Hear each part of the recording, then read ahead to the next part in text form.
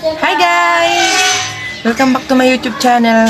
Ngayon guys, tayo ay mag-aayos ng ating biniling itlog. Ano?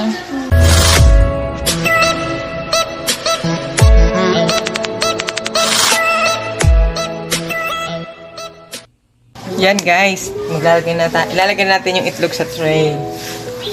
Yan guys, ilalagay na natin. Ganito talaga guys ang may tindera. Ang tindera na. Hindi rin guys madali ang meron sari-sari store. Mamimili, di-display mo, magbibili, maglilista ng bibilhin. Pero masaya din kasi ang may sari-sari store. Guys, ganito yung ginagawa ko sa itlog na binili ko sa mga bagong bili kong itlog. Para hindi tayo nasisiraan o nagugulat ang ating itlog.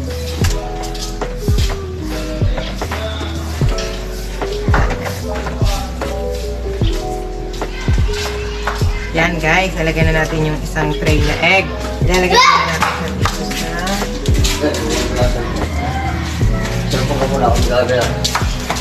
Ayan guys. Ayan, ilalagay naman natin sa isang tray guys.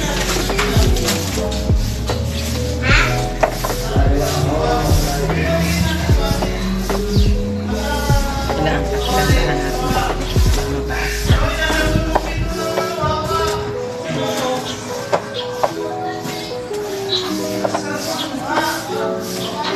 Kailangan titingnan nyo yung itlog kung walang bitak. Kasi minsan may bitak yung itlog guys. Para kung bawa may bitak, pwede na natin agad siyang gamitin. Eh kung bawa makailang araw o dalawang araw na hindi natin napansin na may bitak, bilubi na tayo guys. Iba kasi kung makikita natin na ano siya, na nabitak agad, pwede natin lutuin at nahayuin natin. Ano guys, hindi tayo masyadong nalugi. Kasi nakain naman natin. Kaya nakapapatapon. Buti na lang guys, itong nabili ko na. Kasi marami siyang mga kapil-kapil. Para hindi siya mabasa guys. Guys, ito na yung padalawang tray na egg na.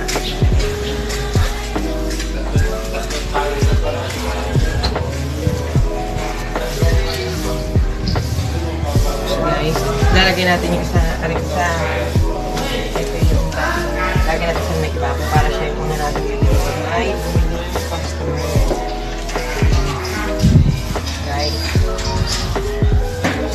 Ito yung karapang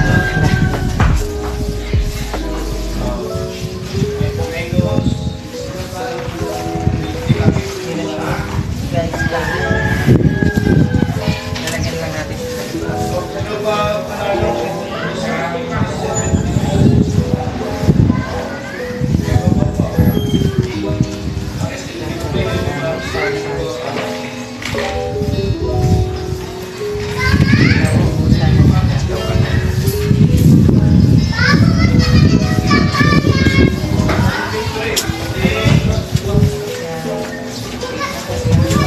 lang natin. Yan guys, tapos na natin siyang ipatas guys. Guys, ganito yung ginagawa ko sa itlog para hindi siya nasisira.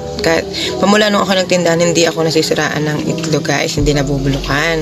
Kasi ganito yung ginagawa ko guys. Guys, ito yung dalawang tray na binili ko kanina guys. Ito naman yung nung makalwa ko binili. Mas nilagay ko yung binili ko nung makalwa din sa ibabaw para pag may bumili, siya yung una nating maibibigay sa taong nabili. Ano guys? Yan. Thank you. Subscribe